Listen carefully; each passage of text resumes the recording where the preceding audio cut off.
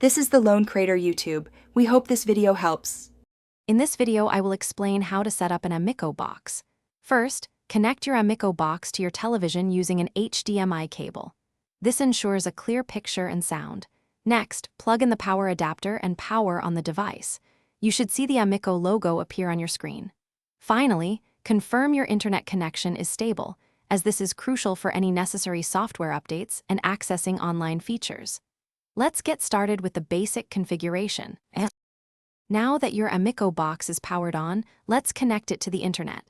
Go to the main menu and find the network settings option. Here, you'll choose your preferred connection method, either Wi-Fi or a wired Ethernet connection. If you select Wi-Fi, the box will scan for available networks. Pick yours from the list and carefully enter your Wi-Fi password.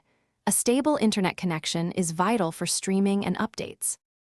With your Amiko box connected to the internet, it's time to ensure you have the latest software. Head to the System menu and look for Software Update. Install any available updates to improve performance and features. After updating, initiate an automatic channel scan. This will find all available channels in your region. Once the scan is complete, you can organize your favorite channels for quick and easy access, enhancing your viewing experience. Finally, let's explore some advanced features. You can set up parental controls to manage content access or configure recording options for your favorite shows.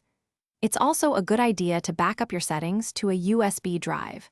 This way, if you ever need to reset your box, you can easily restore your personalized configuration. And speaking of upgrades, check the description for a link to the Shark AI Ultra Robot Vacuum and other great deals to upgrade your home tech. Enjoy your Amiko box. Thanks for watching. Consider subscribing if we helped you.